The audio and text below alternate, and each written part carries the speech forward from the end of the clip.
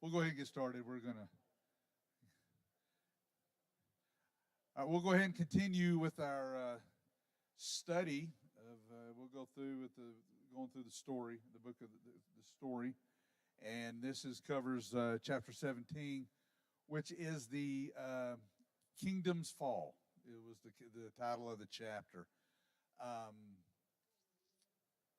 that one of the things, and you're going to see. Let's talk a little bit. Let's go back and I think good teaching sometimes. Let's go back and review what we've learned, talked about in the past. All right, let's review a little bit. What has been if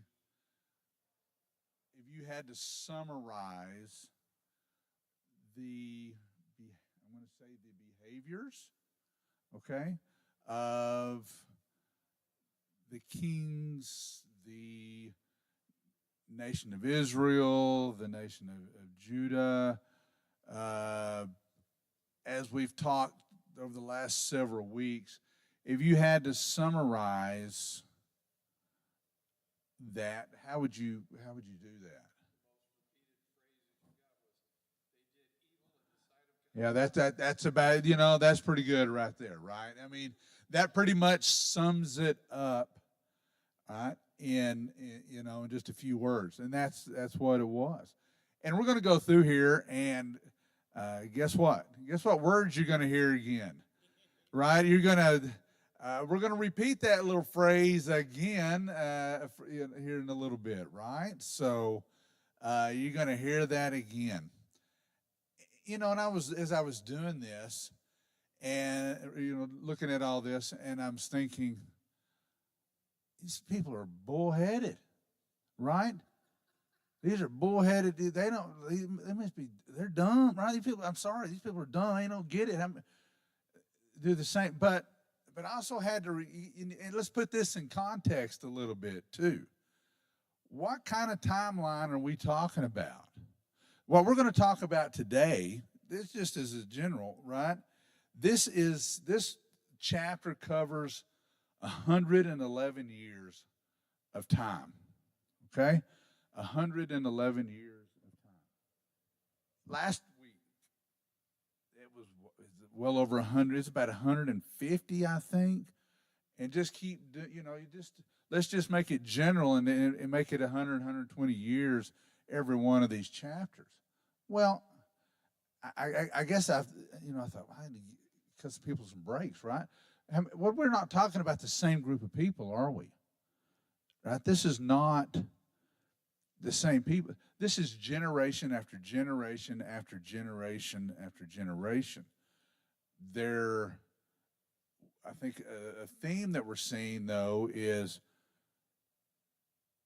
they not paying attention to the generation before them, right? And some of the things that happened to the generation before them, and I think that's kind of sometimes you go through, we all heard, don't learn from history, don't repeat history, right? But sometimes time makes things fade. And what was it I saw? It made me think. I'm just in there thinking things that it's just human. Again, I go back to human nature. Things that are a big deal today, right? Things that are a big deal in your life today. You go, oh man, go, and it showed this big red dot, right? A big red dot, and then you go out 6 to 9 months later, and that same thing is now. It was kind of a smaller yellow dot. Go out a year or two, and it's lost all of its significance, right? It's not big deal anymore. And I think that's the same thing that's happening to these people, is calamities, bad things happen. But if you go back 300 years, they're not remembering that, right? That's not but I guess their downfall is they're not paying attention, and they keep doing the same thing over and over and over and over.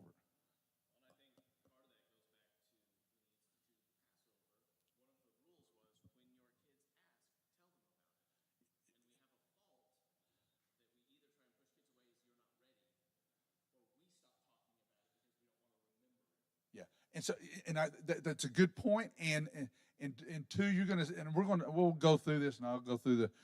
But again, some of these kings that have come before them, what has happened to the? Well, let's just go and you'll see what's. Let me just go through here, and you're going to see what's happening. All right. The king we left last chapter was Hezekiah. Okay? Hezekiah. What kind of guy was Hezekiah? He was a good guy, right? Let's just make it, he was a good guy. He tried to do the right thing. Right? Next comes, after Hezekiah comes Manasseh. And I will always apologize because I probably am, these names, I am messing them up. So, if Buck, you're in here, right? Buck is really good, right? You're really good. And so if I butcher one, Buck, some of you guys are much. If I'm just like, nah, you're not even close. That's just how you pronounce it. Please let me know because I don't want to be, sometimes the West Texas comes out of me and it's awful. So, well, I appreciate that. So. Manasseh is the next king. Okay, this is the kind of guy. I'm gonna get my phone out with my Bible. I'm going to read. If you want to read with me, real quick. This is. I'm going to go to 2 Kings chapter 21. All right. If you want to read what a good guy Manasseh was. I said 21, and I'm going to start in verse 1. And I'm going to go 1 through 7, and then I'm going to go 10 through 13. Manasseh was 12 years old when he became king. To me, that's an issue, right? I got a 12-year-old grandson at home, and so I'm thinking, oh, what? Howdy, make him king? Right? That's, I don't know about that one. Yeah, that's exact, yes. Manasseh was 12 years old when he became king, and he reigned in Jerusalem for 55 years. It's quite a long time. His mother was, and he gives his mother's name. Verse 2, he did evil in the eyes of the Lord, following the detestable practices of the nations the Lord had driven out before the Israelites. He rebuilt the high places. And remember, high places were, that's the term for worship of idols, right? That's where that took place. Right? So he erected he rebuilt the high places his father Hezekiah had destroyed. He also erected altars to Baal, made an Asherah pole, as Ahab, king of Israel, had done. He bowed down to all the starry host and worshiped them. He built altars, in the temple of the Lord, of which the Lord had said, "In Jerusalem I will put my name." In the two courts of the temple of the Lord, he built altars to all the starry host. So he's building altars to idols in the most holy place of God. Verse 6.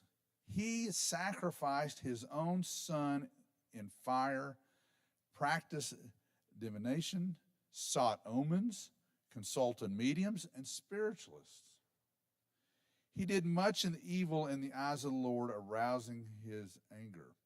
He took the carved Asherah pole and he had it made and put in the temple of which the Lord had said to David and to his son Solomon, "In this temple and in Jerusalem, which I have chosen out of all the tribes of Israel, I will put my name forever." So, wow. I mean, he is the most holy of places. He is defiling the holy of places to the Jewish people. I'm going to skip down to verse 10 and 13, 10 through 13. The Lord said through his servants, the prophets, Manasseh, king of Judah, has committed these detestable sins. He has done, he has done more evil than the Amorites who preceded him, and has led Judah into sin with his idol. He's worse than those that they kicked out of the country, right? He's worse than those people. Therefore, this is what the Lord, the God of Israel, says. I'm going to bring such disaster on Jerusalem and Judah that the ears of everyone who hear it will tingle. I will stretch out Jerusalem, the measuring line used against Samaria, and the plumb line used against the house of Ahab. I will wipe out Jerusalem as one wipes a dish, wiping it and turning it upside down. Wow. That's pretty harsh language, right? That's pretty harsh.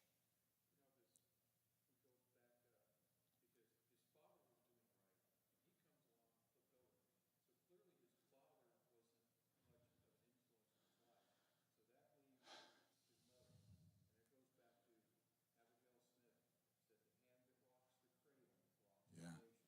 Right. Yes.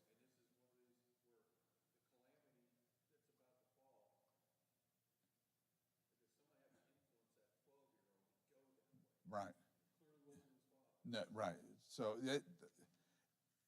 that's a good point, and but I mean, he went completely 180 degrees. So to summarize what happens to him after this. It says the Lord brought the Assyrians, right? Here they come, the Assyrians again. We've talked about them last week. He brings the Assyrians to Manasseh.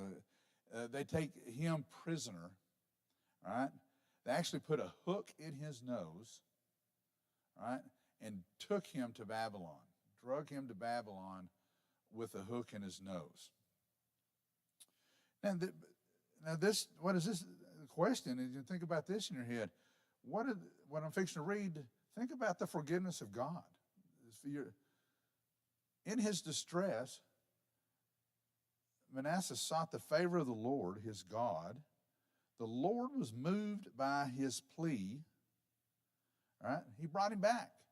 He brought Manasseh back into Jerusalem, and then Manasseh knew that the Lord is God. So that's why he reigned for 55 years, right? So, he was, I don't know, what kind of lesson is that for you? I mean, we've talked about this a lot around here. I mean, this guy's, he's the, if you had to rank kings, where would this guy rank? Or not the bottom, right? In fact, I read somewhere that he said Manasseh, the worst ever, right? Wow, that's saying a lot, right? If all the stuff we've read, you're the worst dude ever to be a king, that's saying a lot. But if the worst king ever can ask for God's forgiveness, and he takes him back, that you try to read between the lines. This he's sorry. I mean, this is not a good guy, and God forgave him and put him back, right? So if he'll do that for Manasseh, I think he'll do that for me and you, right? Too. I mean, there's a lot of you need to read. We get caught up. Some of this is pretty. It's pretty negative, right? I mean, it is. It's pretty negative stuff going down. But you got to read between the lines a little bit about the blessings and the forgiveness of God, even in the worst of times. Yes,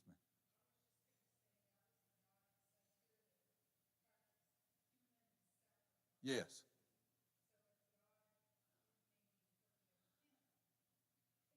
No, exactly, right? Yeah, that's what I'm saying.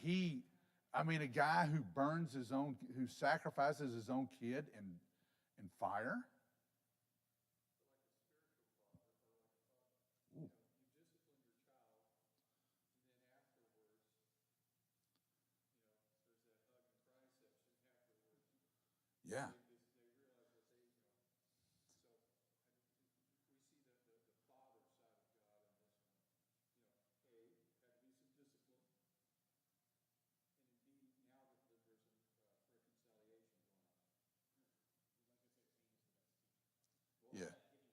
Right. Now, yeah.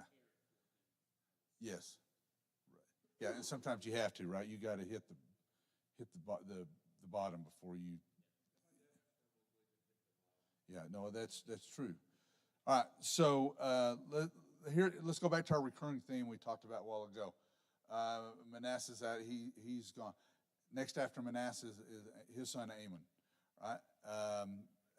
Again, I want to go back to these timelines. So Manasseh was 697 to 642. Amon comes in. He does it for 2 years. All right, reigned for 2 years. Did evil inside of the Lord.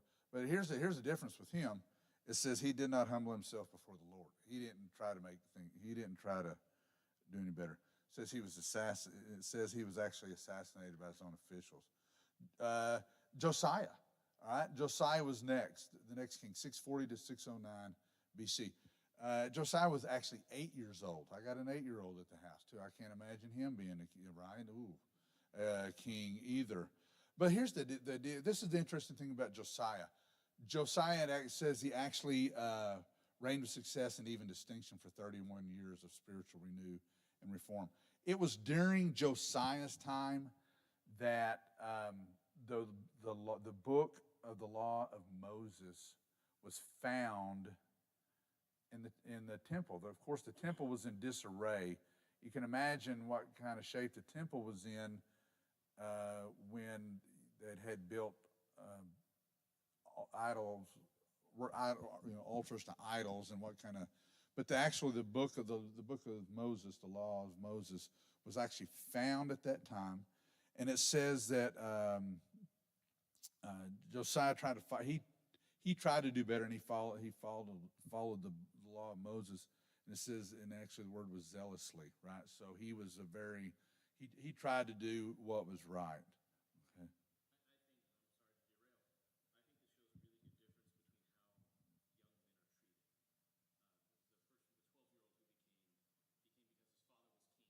Mm-hmm.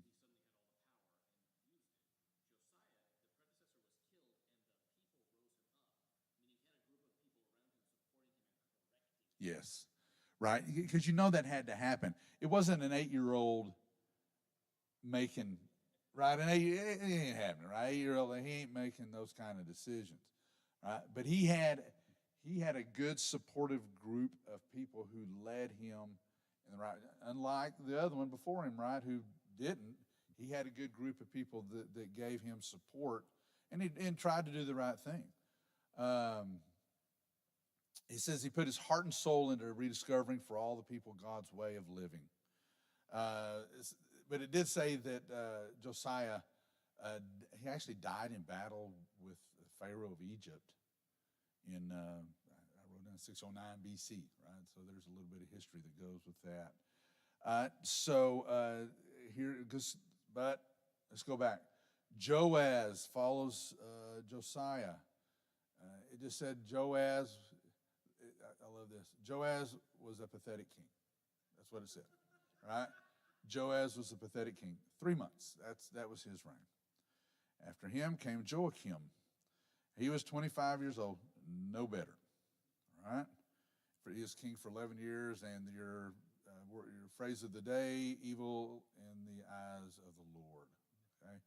So, and I wrote a question here, and we've talked about what were kind of the common traits and practices of these kings.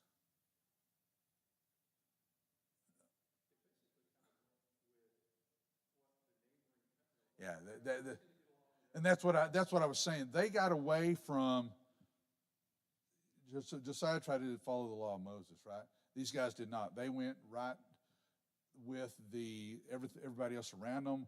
They were idol worship. All the just detestable. They had completely forgot about the laws of Israel, right? They just completely went.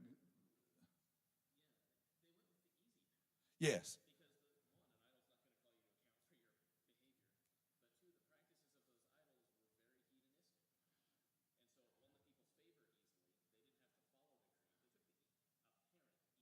Yes. Yeah. Because they got. We kind of talked about like the morning, the human nature, right? We're talking about in your head, right? Sometimes you got to battle that because you tend, as humans, sometimes you tend led to the worldly side, and that's what has happened here. No, then that right. So, but I think it goes to also kind of getting is they were also who were they marrying? Who were they living with? Who was influenced? I mean, we talked a long time. We talked several weeks ago. What was one of the instructions that was given to the kings way back? I forget. I'd have to go back on my note. I mean, you're going back into the time of Moses, right? What was one of the things that they told them not to do? Don't intermarry, right? Don't intermarry. And you see what's happened and what's going on because they made those choices and were doing that. Okay, so let's keep going here. Joachim. You had Joachim, and now you got Joachim. Right? It's during Joachim's time, right? He's next. That King Nebuchadnezzar. And Nebuchadnezzar, if you remember, where's Nebuchadnezzar from? Babylon. All right? Nebuchadnezzar's from Babylon. All right? Nebuchadnezzar comes, right? And he takes, he comes in and captures the people at that time, right? And actually, during that time, there's two groups. At the first time, Nebuchadnezzar, his wives, family, his entourage, whatever you want to call it, right? They were taken along with, it said like 7,000 soldiers, 1,000 skilled workers and artisans. So everybody that skilled labor, right? Soldiers and skilled labor were taken out in a couple of times, right? So what was left was, I guess, just people who weren't skilled. They didn't have it. They weren't really contributing much to society. They didn't think that they were people who could benefit Babylon, right? And so they were left behind. So Joachim was taken, and and we'll get to this in a minute. Zedekiah was made king, right? And he reigned from 597 to 586. Just as a footnote, Zedekiah became king 100 years after Manasseh became king. So put that into context, right? I mean, this is a long time that is coming. Okay? All right. And we'll come back to this. In the second round of captives, taking them out, right, you're going to have Ezekiel.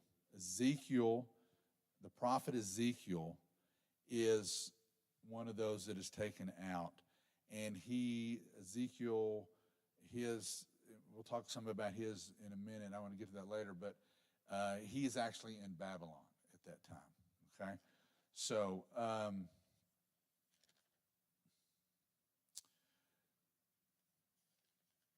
but we also have another prophet. Kind of they overlap with each other. And the prophet Jeremiah. Okay?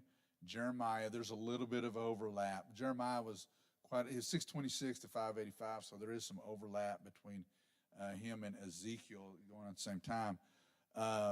But Ezekiel was named the weeping. His is called the weeping prophet. Why do you think he got that term? Why is it called the weeping prophet?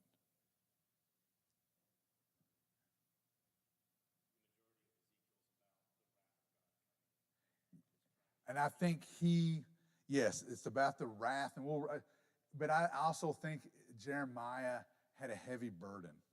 He knew, and he could see, and he wept. I think that weeping prophet, but he was so troubled by what was going on, the lifestyle that was happening, and he knew, because of his relationship with God, he knew what should be going on, how they should be behaving, and they weren't doing it, and it hurt him so much to see that going on, and to know what's fixing to happen.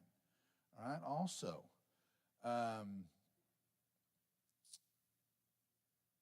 it says.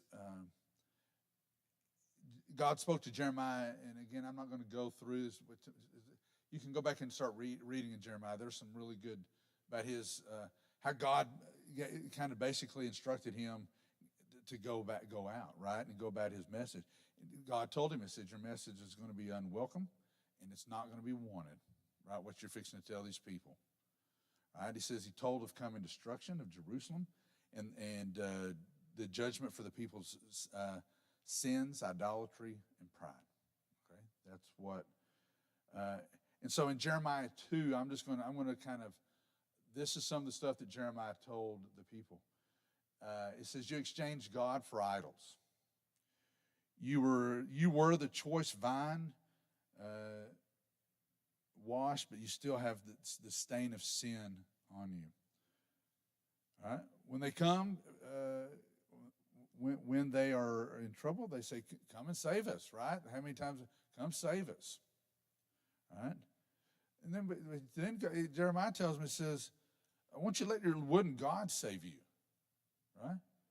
He says, yeah, you let your wooden God save you, all right? You got as many gods as you have towns, right, is what he tells them. He says,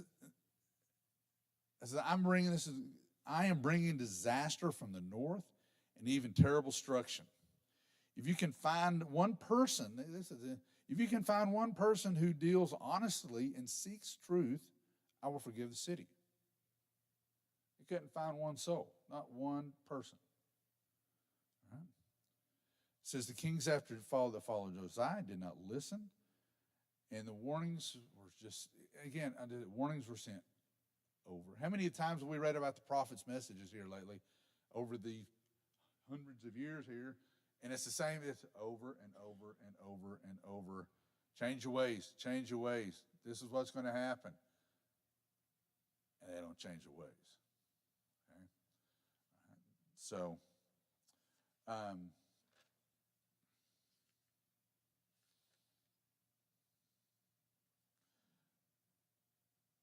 King let's go back to Zedekiah real quick, all right? So Zedekiah was 21 years old, did evil, blah, blah, all that again. All right, so with him, in the 9th year, it says his 9th year as king, it says Nebuchadnezzar built siege walls around Jerusalem, and he kept it under siege for 2 years. Actually talked about the people starving to death, right, in there. It says Zedekiah asked Jeremiah, all right, for God's help. But Jeremiah foretold of defeat and death. It says, it actually said, God himself will fight against you. It says, and Jeremiah told the people, stay in the city and you're going to die, right? Or surrender to Babylon and live. City wall was broken. The army fled. Zedekiah was captured. Sons were killed in front of him. Right? They put out his eyes, right? And he was taken to Babylon. Jerusalem at this time was burned, right? Completely destroyed.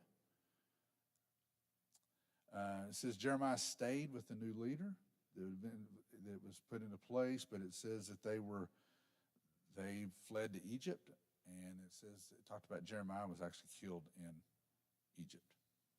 So,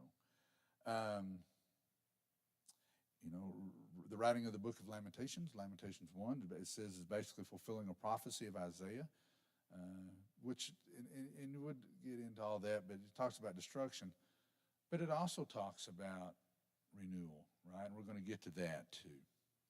All right, so let's go back, and I know we need to finish up, but at the same time, Jeremiah, we talked about Ezekiel, right? Ezekiel was in Babylon at the time. All right, it says Ezekiel was 13 years old. He had a vision. I'm not going to go through that. He had a very elaborate vision with God that basically gave him his marching orders to be a prophet. Okay.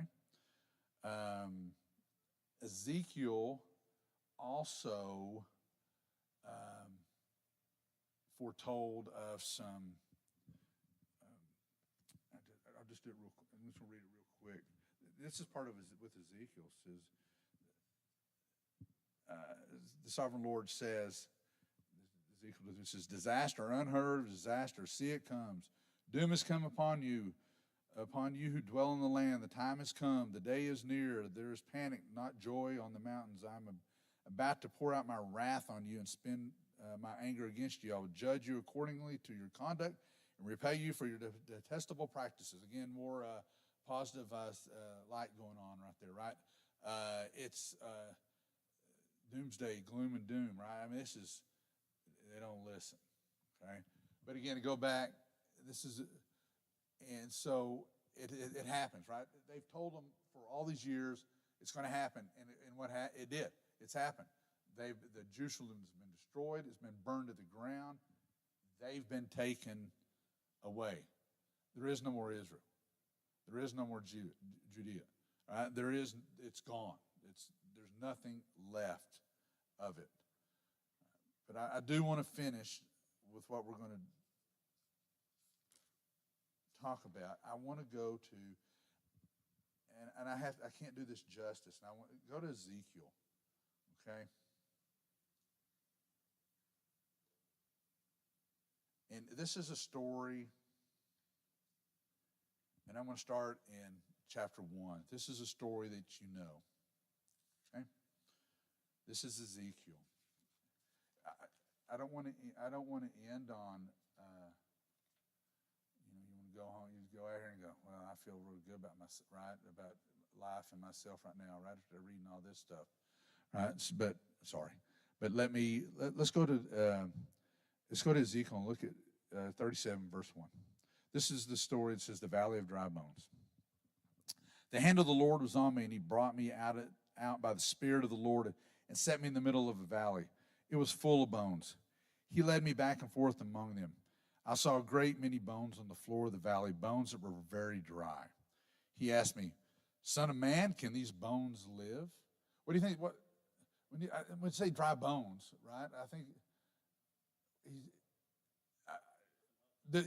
right. I mean, it is old. I mean, it is. There's nothing there, right? I mean, there ain't nothing.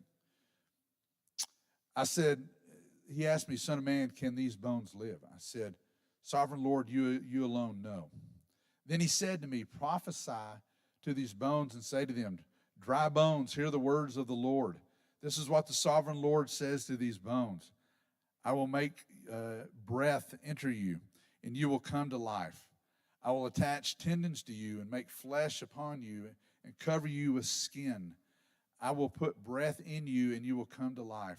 Then you will know that I am the Lord. So I prophesied as I was commanded, and I was prophesying. There was a noise, rattling sound, and the bones came together, bone to bone. I looked, and tendons and flesh appeared on them, and skin covered him, but there was no breath in them. Then he said to me, prophesy to the breath, prophesy, Son of man, and say to it, this is what the sovereign Lord says. Come breathe from the four winds and the breath into these slain, that they may live. So I prophesied as he commanded to me, and breath entered them, and they came to life and stood up on their feet, a vast army. Then he said to me, Son of man, these bones are the people of Israel. They say our bones are dried up and our hope is gone. We're cut off. Therefore prophesy to them, saying, this is what the sovereign Lord says. My people, I'm going to open your graves and bring you up from them. I will bring you back to the land of Israel. Then you, my people, will know that I am the Lord. When I open your graves and bring you up from them, I will put my spirit in you, and you will live, and you will settle in your own land. Then you will know that I, the Lord, have spoken, and I have done it, declared the Lord. Wow. What does that tell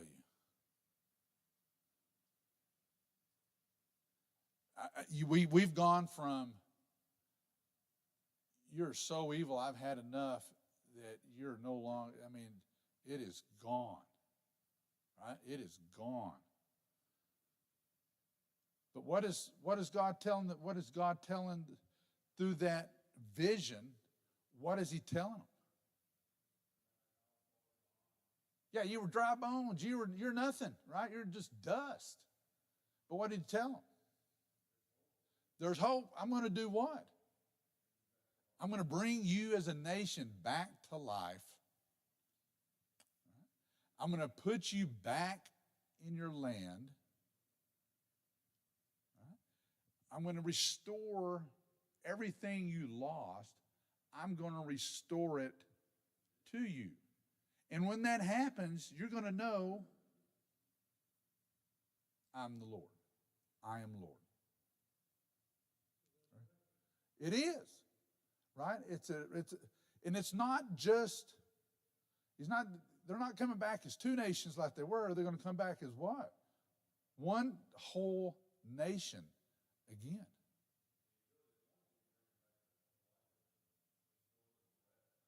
Yeah, their spirit, right? The breath, when he talks about breath, he's talking about spirit, right? I'm going to restore your spirit, right? I'm going to restore your hope. You're going to see that I am God. Yes.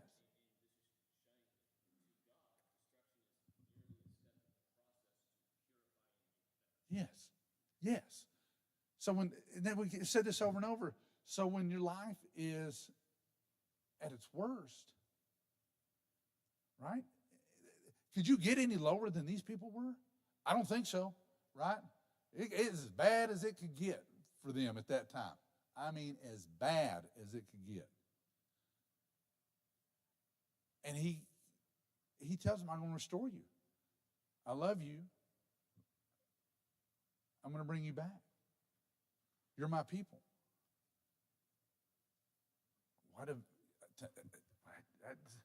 That's I read that spoke to me. Right, man, that really spoke to me. Right? And I think of Dale and Buck and you guys in the jail prison, you got guys that are dealing with things that are just, I can't be forgiven. I mean, I was so awful that can't be forgiven. But but you look at this and go, no, look at this.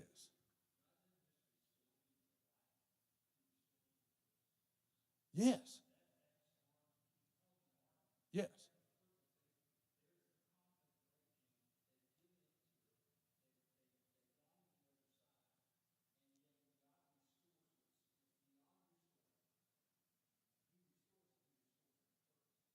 Yes. Not just your back, right? I mean, you have a purpose in life. Anyway, to me, that's we've been talking. I mean, some of this is pretty heavy stuff, right? It's just like beat. I'm just hitting with a stick, right? It's like, that's hard. I keep listening. People getting this is awful, right? Right, and then you hear, then you get this.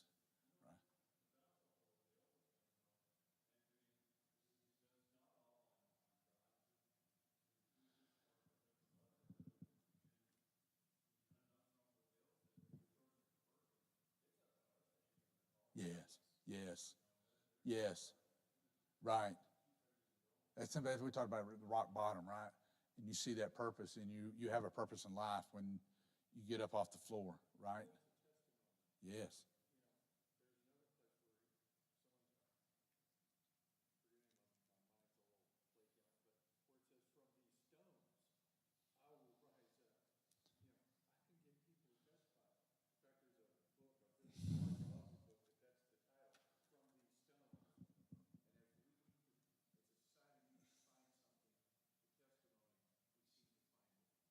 Mm-hmm.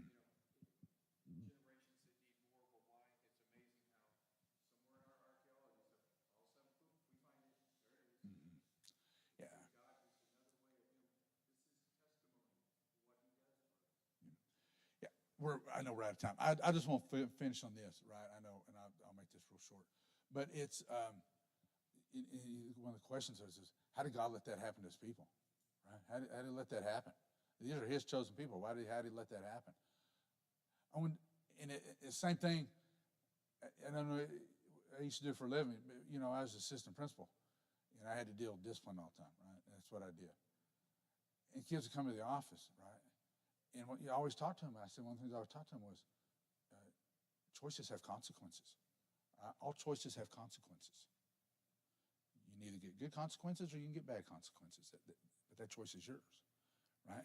And I think what we've been reading for so long, this is a great, that choices have consequences. And this is the consequences of the years and years and years and years of sin that had went on. But then again, we go back and look at Ezekiel, what we just read in 37, that choices have consequences, but that doesn't mean that that's the final, right? It's not the final thing. So, all right. Okay, I know it's time to go. So we'll have a prayer, and we'll be dismissed, and we'll see you next week. Dear Heavenly Father, we thank you again for the stories that we read from the Old Testament. We look for the life lessons that we can learn from these stories and from what has happened in the past. Again, we thank you for that, and we just hope that we can take what we learn and put it into our daily lives. Just ask that you bless us all until we come again. In Christ's name we pray. Amen. Thank you, guys. Appreciate it.